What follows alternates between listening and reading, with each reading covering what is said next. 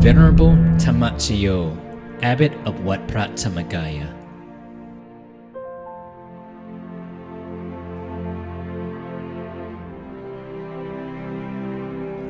I seek to pursue perfections by instilling goodness in the hearts and mind of the people of the world,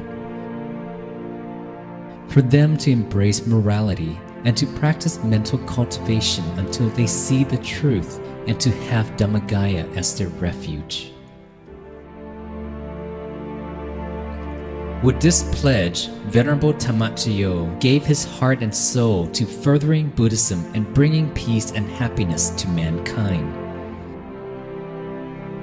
Through his 40-plus years of monkhood, he never took a day off from his work. He set new standards for monkhood, rekindled the faith and confidence of the people, and took the Buddhist religion to a new height. Venerable Dhammajayo was born Chayabun Sutipun on April 22, 1944, to the family of Janyong and Jukri Sutipun. He grew up in a small house on the bank of the Chao Phraya River in Singburi, Thailand. His father was an engineer working for the Ministry of Industry, whose job required him to be relocated regularly.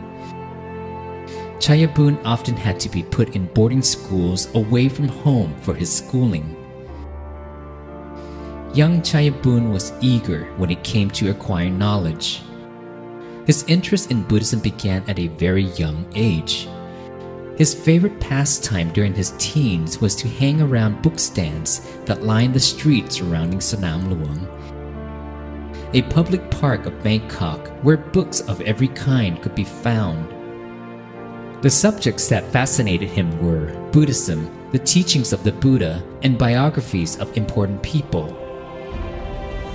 The more books he read, the more Dhamma sermons he listened to, the more he wondered, why are we born?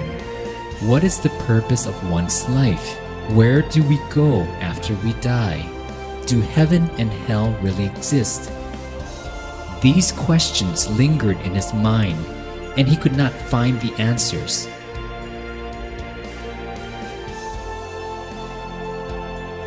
One day, he came upon a book titled Dhammajayo, written in the format of a sermon by the great abbot of Wat Pak Nam, who said, "Reading books alone is not enough to gain the perfect knowledge of Dhamma.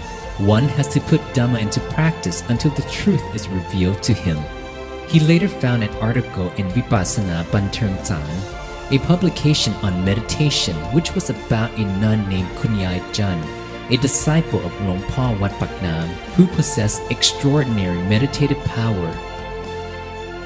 Fascinated by her story, Chayabun determined to seek her out and learn meditation from her. Chayabun finally met Kunyai at Wat Pak Nam in 1963. He was then a freshman at Kasetsat University. Kunyai agreed to accept him as her student. Through Kunyai, Chayabun finally found the answers to the questions that had lingered in his mind for a long time. Yes, heaven and hell do exist, Kunyai told him. She explained, reaching high-level meditative attainment allows one to possess special abilities to do wondrous things such as reading another person's thought, seeing into the past or the future, recalling one's past lives, or transversing to afterlife realms. Chayabun also learned that the true purpose of one's life was to pursue perfection, parami, and to attain nibbana. This was a turning point in Chayabun's life. He began to practice meditation diligently. Every morning he would leave his dorm at 6 a.m., spent 2 hours on 3 different buses to reach Kunyai's place in order to practice meditation with her. After school, he would do the same and would not return to his dorm until 10 p.m. Oftentimes, he would get up in the middle of the night to meditate. Some days, he would meditate as many as 12 hours. His meditation skills became so profound that Kunyai allowed him to teach others. Chayabun graduated from Kasetsat University in 1969 with a bachelor's degree in economics. He took the yellow saffron to become a Buddhist monk at Wat Paknam on August 27, 1969, whereupon he was given a monastic name, Dhammajayo, which means victory through the Dhamma. Upon Chayabun's ordination, Kunyai felt it was time to build a temple so she and her team could have their own place to teach and practice meditation and to propagate Buddhism. Unfortunately, all Kunyai had in her possession was her own meager savings of 3,200 baht, $160 in 1970. The team thought the idea was an impossible dream, but Kunyai, with her faith and confidence in the power of merit, told the team that the power of their collective virtue and merit would lead them to celestial wealth and would attract benevolent people to help them accomplish their goals. Her optimism was so strong that it gave the team confidence to proceed. They imagined the ideal temple should be built on a large piece of land not far from Bangkok, with a river or a creek flowing through it. After considerable scouting, they found a tract of land that fit this specification. It was a barren paddy field owned by an aristocratic lady named Lady Prayat. The team wasn't sure whether the owner was willing to part with her land, but ventured to see her anyway. The day they met with Lady Prayat happened to coincide with her birthday. It was the team's lucky day, for not only was Lady Prayat willing to part with her land, but she in fact was willing to donate 78 acres as her birthday merit-making gift to the future temple. This was indeed a miracle of celestial proportion.